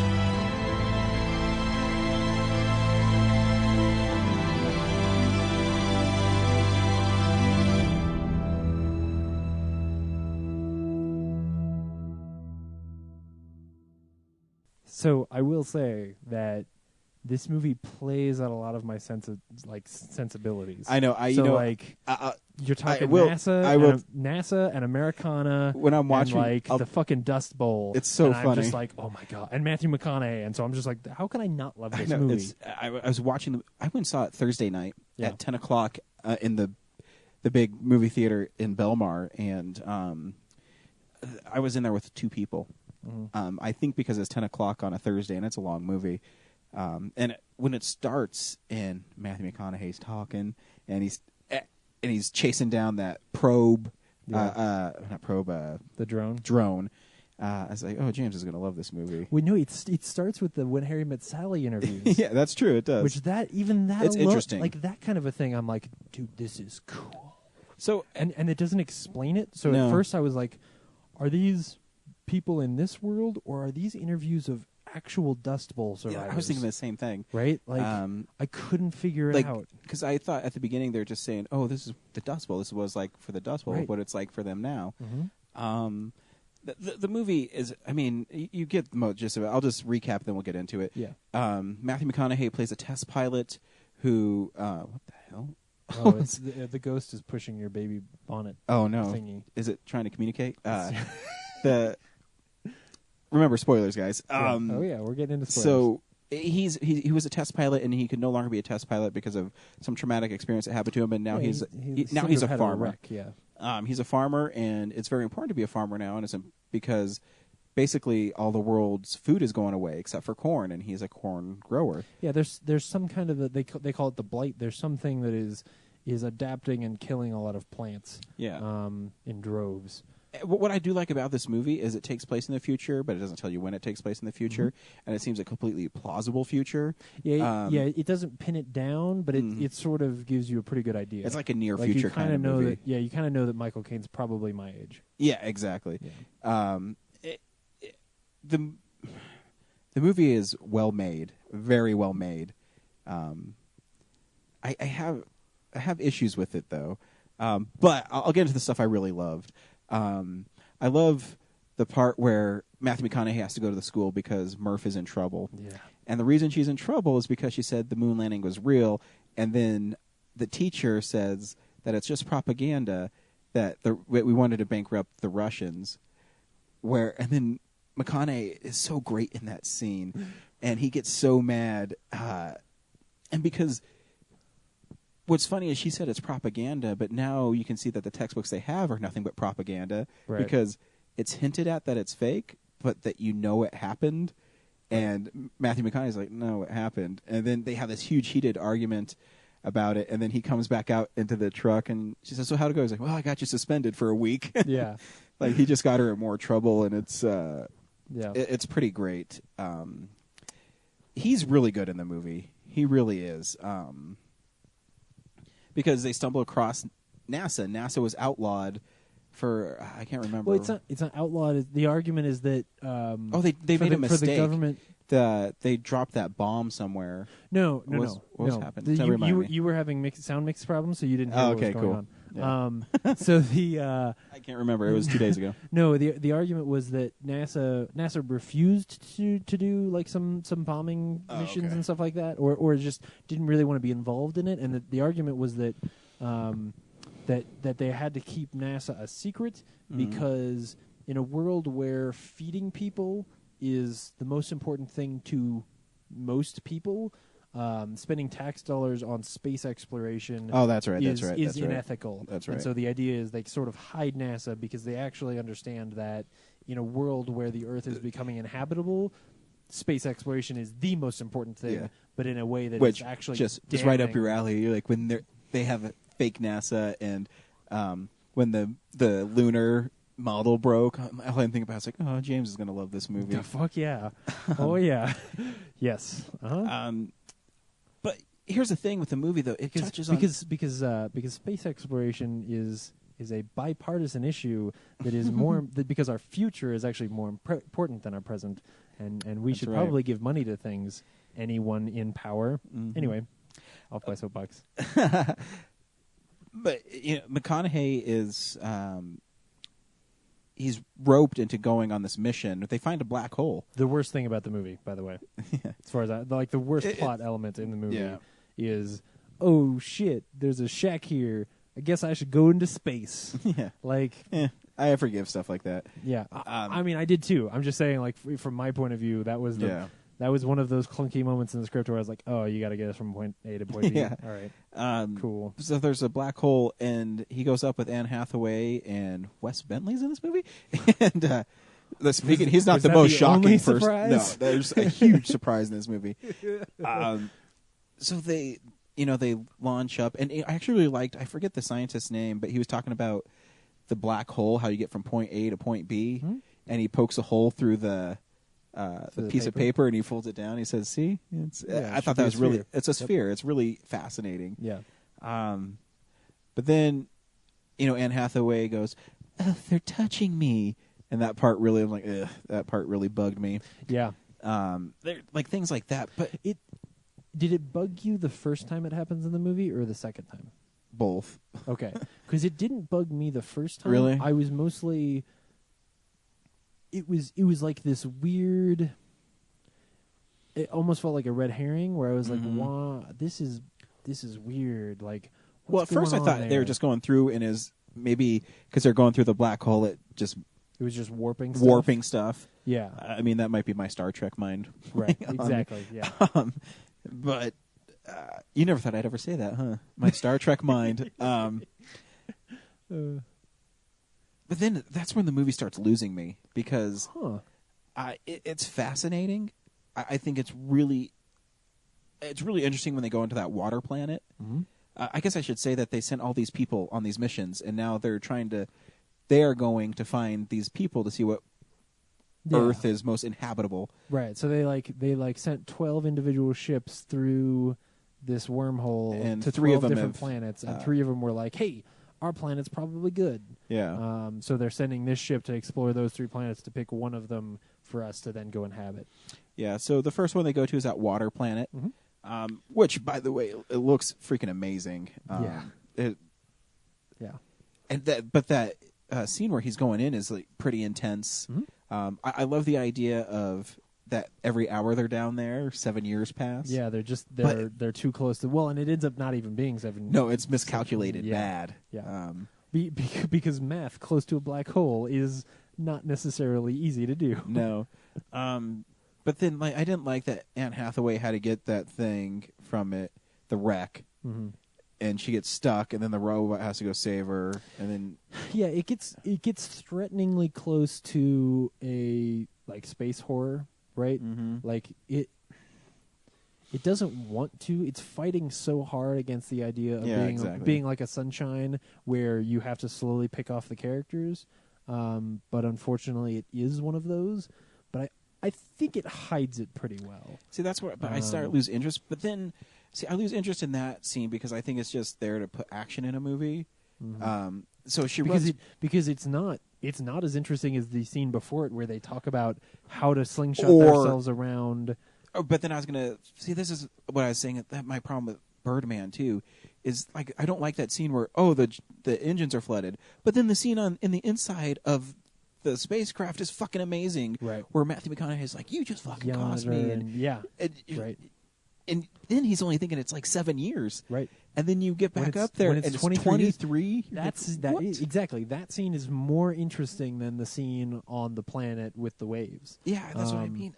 Yeah, I agree. That's I agree. But then they come back with that scene where he's yelling at Anne Hathaway about how stupid she is, and because McConaughey's thinking of him as a pilot. He's a scientist, but he said, you just fucking screwed us because you wanted to get this, and we knew that there's no way that any of this data is important. Right. When you see that. When you see a 700-foot wave. Where are you going to build a house, lady? Like, come on. Yeah. And to me, that's great because you see how selfish Brand is as a scientist. And then there's that scene you find out that she's in love with one of the doctors, and that's why she wants to go to that. And he just has that line. It's like, tell him he deserves to know.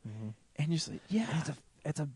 Oh my god! Like that's why this movie is really good because scenes like that but then are so fascinating. And then when you think about them, like especially afterwards, like as we sit here and think about, Matthew McConaughey has this really amazing scene where he basically accuses her of not being able to think scientifically because she's in love with this guy, and the truth is she's right, right? But we can't trust her. Yeah, it's a very it's interesting because you're on Matthew McConaughey's side, right? Exactly. Like I don't trust you because you just proved I can't trust you, right?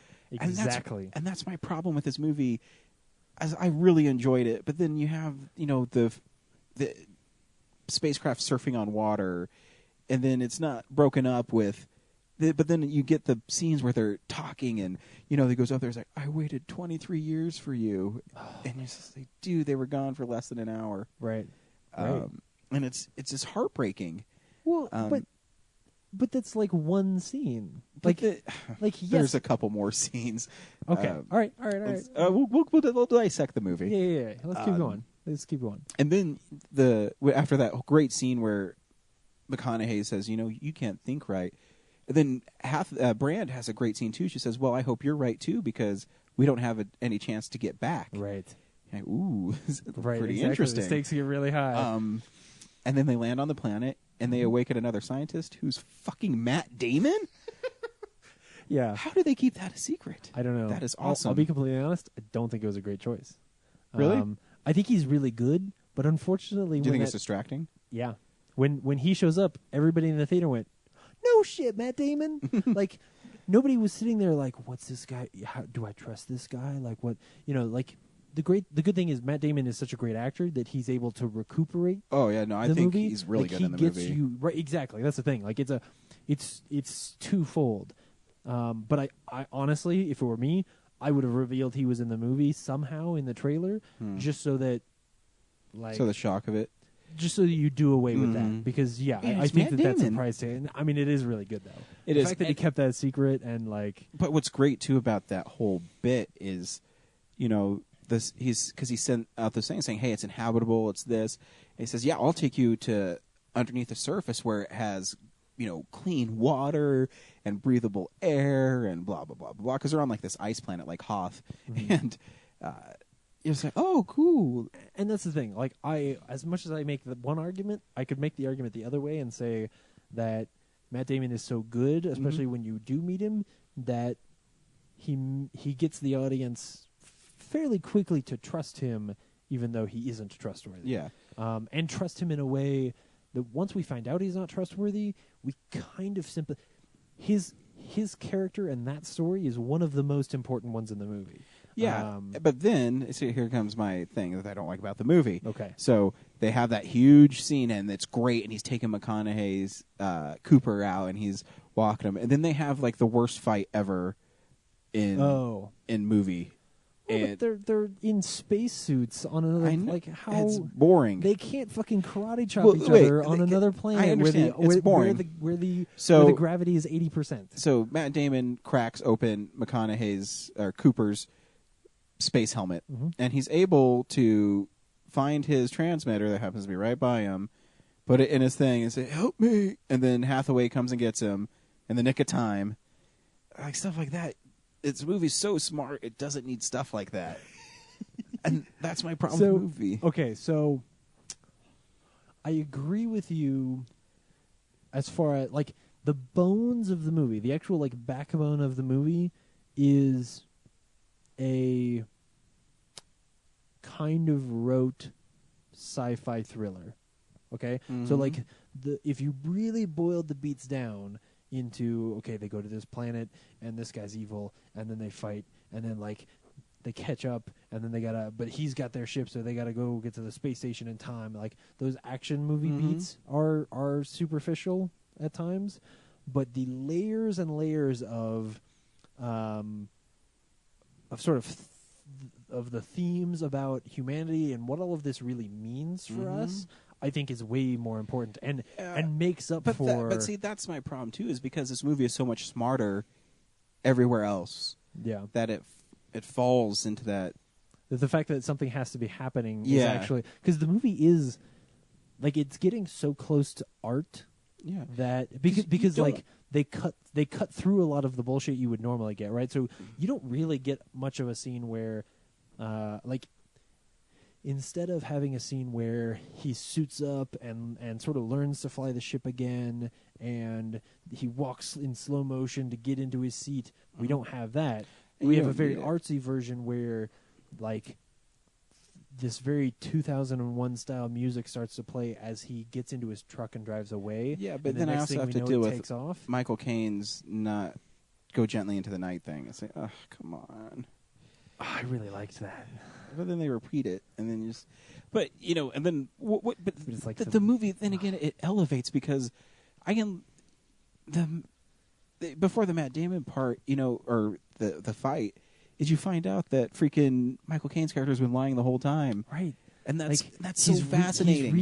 He's repeating that thing as he goes gently into the night. And I don't mean like as he dies. I mean the lies that he's telling are even in that, like him telling that poem, because he has resigned humanity to death, Yeah. even though he's encouraging them not to give up. And you're like, this is fucking sick. Yeah. So like when I go back and rewatch that movie, when I hear, because when they first did that reading, I was moved by it, because I was even moved by it in the trailer. I was like, this is really cool. Like, that's a great piece of a poem. Would you know what that poem is? Because that poem was written for, I can't remember the poet's name, but it was written for his father. So when you know that, like the way that ties into the other themes about the fathers in these movies, I think that's really interesting. And so then, like, when I go back and rewatch that movie, when Michael Caine reads that line, it's going to be really gross to me. Yeah, Man. maybe. Again, this is, like I told you, this is my problem with this movie, is you have to see it, and I think it's a great movie, but then I have these little... It's so minute, though. I mean, it's like picking apart, I don't know, some other movie that's great. You know, it's. Right. I mean, it's just. Right. I mean, when I'm complaining that there's an action scene when I want to see two scientists talk. Right, exactly. I mean, what Exactly. complaint is that really? Yeah, where it's like, you know, and I do understand where you're coming from. Like, I don't necessarily agree, But yeah, but the general movie public isn't going to be like, oh, why is there more people talking? You know No, what I mean? here's the thing: the general movie public's probably gonna fucking hate this movie because they're gonna be like, "Well, it's kind of boring." Like, See, you I know, don't and think then it's it just boring. meanders and stuff. I don't think it's boring at all. Like, but I think that I don't know, and maybe Even I'm- Jessica Chastain, I hadn't mentioned her little like message to Brand, where it says, "Yeah, I'm really sorry your dad's dead," yeah, and she's not at all. oh, that seems great. And then she asked if her dad knew that he wasn't coming back, and yeah, because and the way that gets revealed in the movie, is, yeah, man, and because there's just like weird, unsettling details of the world. Yeah. Like, I think those robots are weird. they are. I don't understand them, but I don't know why they're that way. Yeah. But I'm kind of okay with it because I'm like, this. But is it makes just sense. Different. It makes sense. I don't know that it does. Like, why would you build a robot that works that way? It seems to make sense to me. No idea. But I love. I mean, there's that line where they're, you know, okay, so they get off that planet after Matt Damon's character, Dr. Man, like blows up half the thing, and there's a really tense scene where he's trying to interlock the. So cool. It's so great. So See, those are the cool. scenes I like though, because there's tension to them. Right. And they're about like weird shit that only happens in space. Yeah, right? exactly. Like, And I love that they didn't. When they show outside, there's no sound, like because you know Right. space doesn't make sound. Yeah. Like it was that scene is geeky cool the way that like Sandra Bullock Sandra Bullock throwing the gas tank to propel herself towards something in gravity was cool. Yeah. Like it's moments like that. Exactly. Yeah. So they interlock, and then Cooper is. I always call him McConaughey. I used to call him his character's name. Yeah. Cooper is setting up how they're going to slingshot around the black hole, i.e., Apollo 13, and Yep. It's just really cool. In moments like that, where you're such a geek, and you're like, "Oh, this is so awesome." Yeah. But I love the little interplay where Brand says, "Whoa, you're just going to shoot TARS into the black hole?" Right. Oh, I'm not going to ask him. You don't ask robots. Or what does he say? You don't have to ask robots for permission. Yeah. I even ask him if it was okay. He's a robot. I don't have to ask. But what was really cool, there's another reveal there where you don't know that he's going to sacrifice himself to go through here, because he realizes with the messages from his son and from his daughter that even if he goes back, he's got nothing there, because they've obviously don't care about him anymore, because they don't understand what he's doing. And so that he sacrifices himself, and then he goes through the black hole. Hold on. Before we get into Black Hole World, I wanted to address one more thing, because we've also skipped over the fact that the whole time that they're in space, there is also this story back on Earth that pops in and out. So they sort of sometimes they'll sort of seamlessly go, like in the video. That was a really cool transition where you're watching him and then they cut over to her and we start to follow her story. And I think some of the really good ones, or the very best one of the thing that this movie did really well was juxtaposing the story of her lighting her brother's farm on fire in order to save his wife and son, and Matt Damon's character sending that, like he and Matthew McConaughey fighting. Yeah. Right? Because there's this theme early on, or this movie's really good. It's like parallel worlds. Right. Well, and there's this conversation early on between Cooper and Brandt where Brandt says that there is no such thing as evil in nature, and that whatever we take with us into space is what we will build. And so the cowardice of Matt Damon's character and what he is unwilling to do, or what he's willing to do in order to save himself, is like, it's showing us that how dangerous it is for us to send certain people into space, right? Because what we inevitably find is that Brandt and Cooper are the sort of they're the right people to go and explore space because they left something behind. Yeah, and they manipulate you with Matt Damon's character, because the whole time she's saying how great he is, and he's the brilliant mind. This is his idea. Yeah. And when you see him, and he has that line where he says, "I didn't even set up a wake up call," because he didn't want to wake up.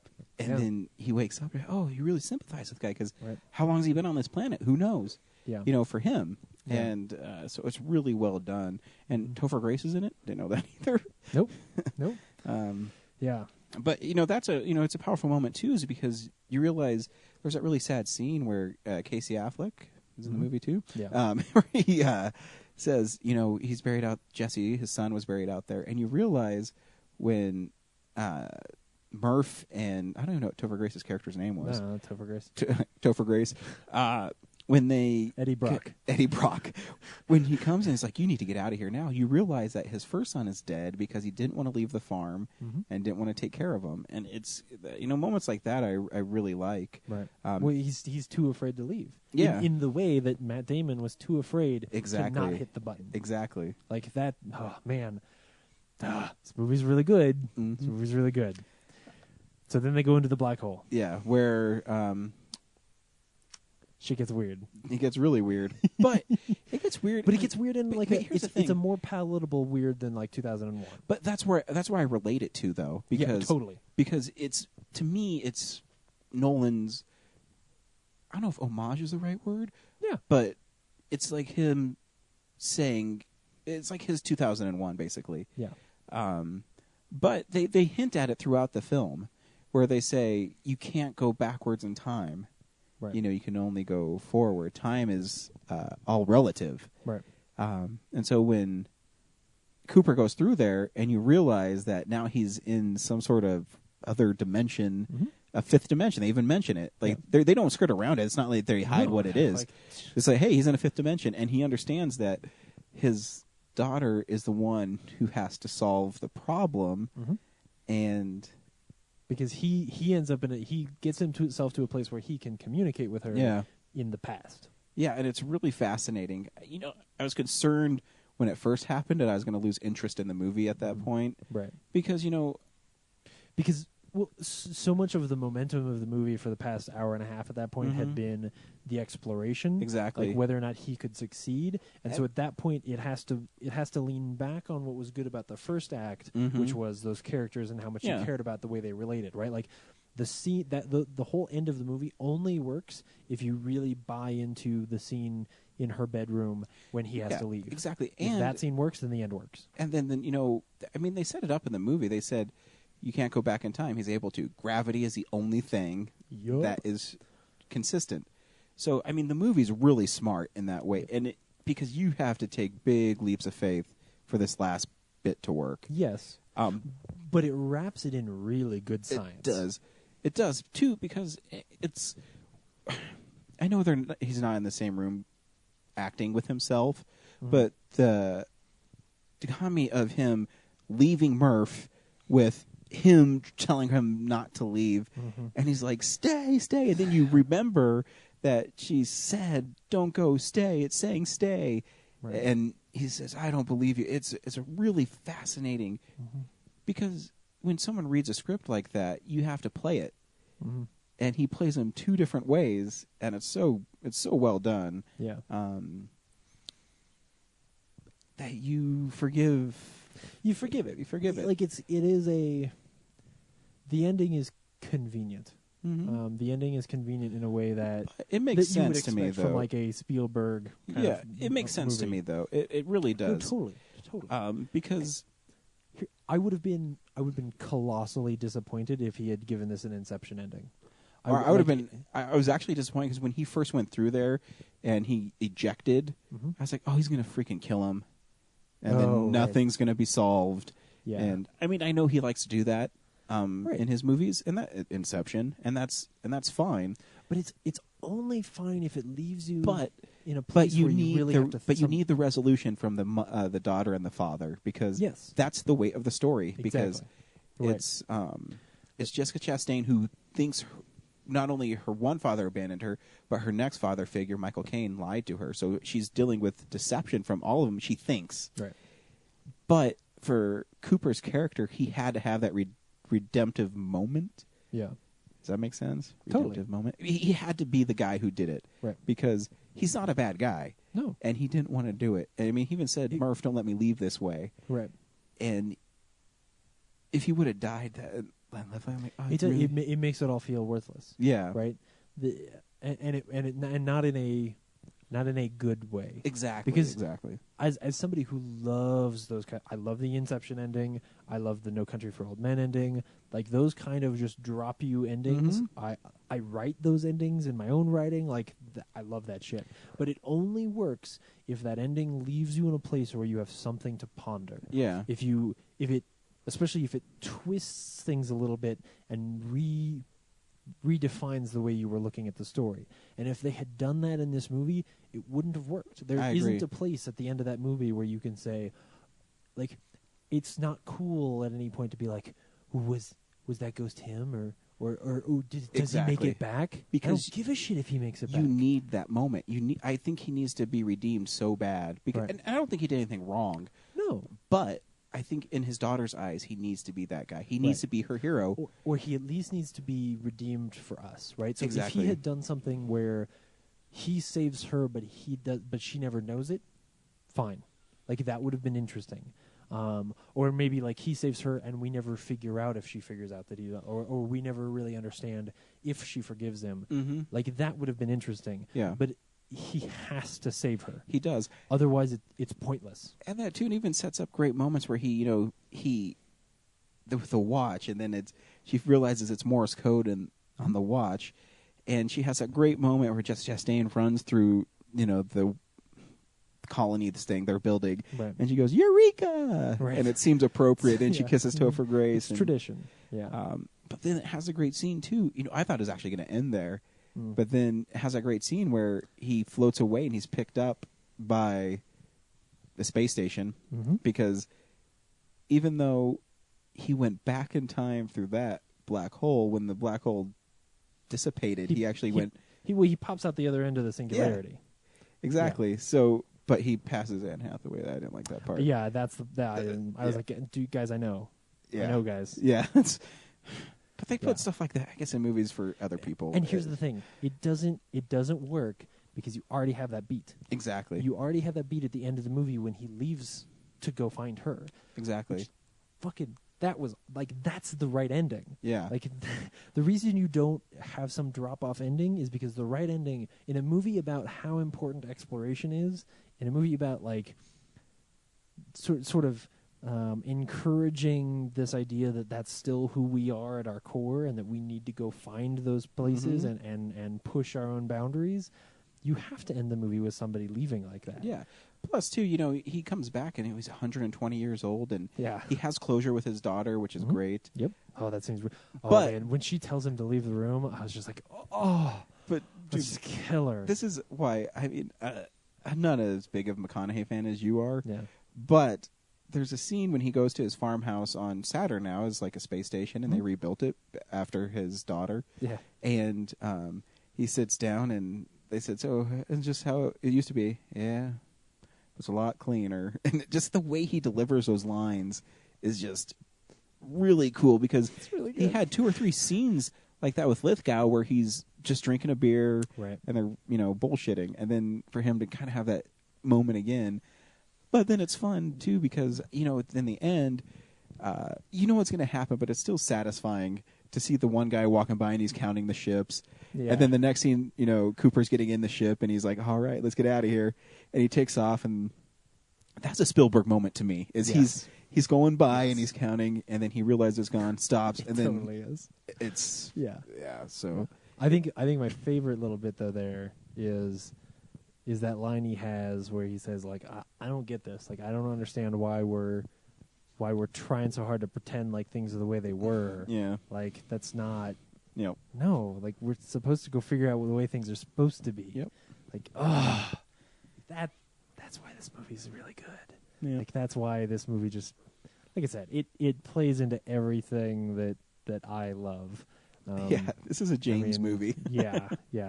I think this is where I'm going to get hyperbolic. As I was watching, like, near the end of the movie, I was thinking to myself, okay, this movie is, for me, this movie transcends being just why I love movies or just why I love stories. Oh man, I'm really Wow, here really we gonna go.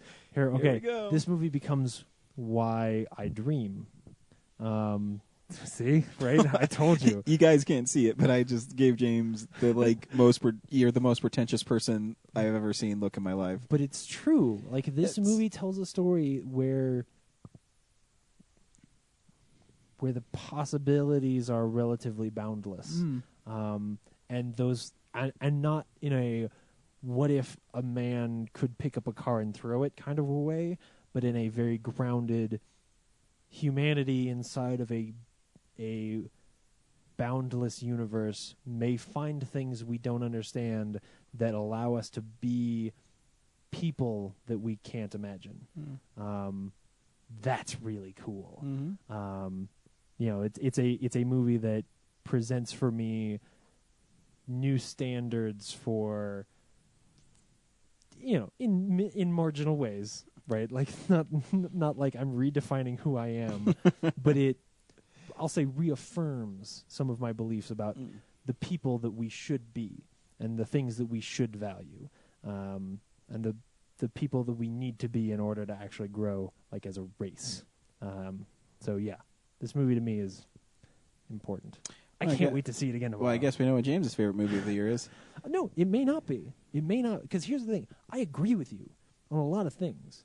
Like, it is a shame that the spine of this movie is so simple. I mean, I'll know more when I see it again. But, and at the same time, I don't think this has been a wildly amazing year. So, yeah, it's a pretty good movie. Yeah, it's different. It's like I said, I think everybody should see the movie. Yeah. Hands down. Because it's a good movie. Yeah. But it's my same problem I had with Birdman. Right. Where it's a good movie, but I still have problems with it. Right. Where this movie is made for you, Birdman was made for Brad. And that's an okay thing. Yeah. It really is. So the other thing is that, like, I can't help but geek out over the fact that, like, NASA gave, I don't know if you heard about this, but NASA gave Christopher Nolan and their visual effects team all of this, like, a ridiculous amount of data that they've pulled out of measuring black holes, because we've never really seen one. So the depiction of black holes in this movie, according to NASA, is the most accurate. Like, it's so accurate that now scientists are, like, analyzing their rendering of this black hole in order to try and learn things about how black holes work.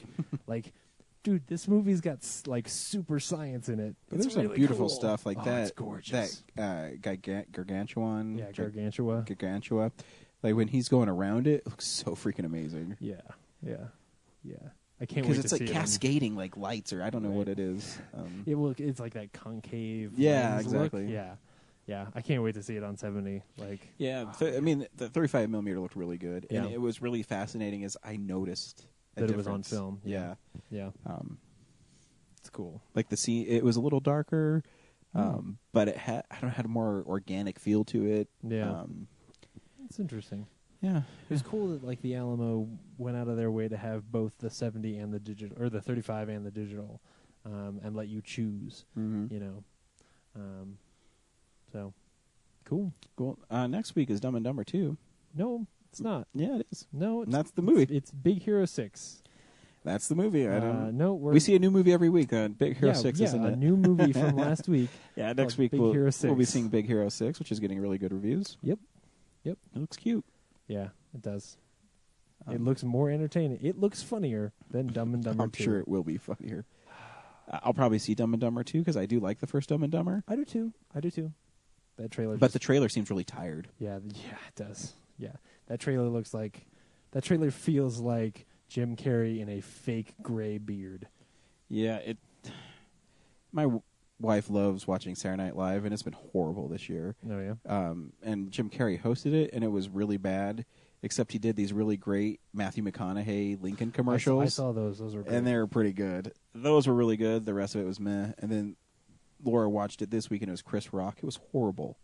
I heard they had Prince on it though. Yeah, they had a Shark Tank like parody where ISIS was the company they wanted to invest in. You're like, really, dude? That's not funny. And then there's this really awkward sketch with Chris Rock being this old black guy and his old black wife just arguing about everything, and they were like forgetting lines, and it was just really weird. It was really bad. I don't know. Just Saturday Night Live's not good. Yeah, you should just watch Cheers. I probably should. I rewatched most of that first season of Fargo this week. I gotta start watching Hannibal before I watch Fargo, though. Yeah, you should. Well, yes. Well, if only because I have to finish watching Fargo, rewatching Fargo before I can even lend it to you. Yeah, exactly. Yeah. You're my go-to for dark, dark twisted horror television. Television that I won't watch on my own time. Yeah. Cool. Till next week. Thanks. Thank you. Go see Interstellar. Yeah. Bye.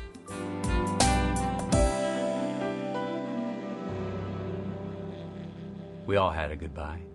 We all had the hard goodbyes, whether it was going to school, going away for the weekend, Dad's going to work, Mom's going to work for a week or two, but I'll be back, Visit our website, realnerdspodcast.com. You can tweet us at real_nerds. You can email us even, realnerds@gmail.com. Like us on Facebook. Hey, stream us on Stitcher. You want to call us? 720-6nerds5. And download us on iTunes. Just search Real Nerds. Thank you, Joe Kempter, for the wonderful voiceover, and also Spark Mandrill for the wonderful late-night jazz smooth sounds of movies. You can find them on SoundCloud. This has been a Nebulous Visions production. Maybe. Yeah, I think it's genuinely kind of badass. Is like, we'll Agree to disagree.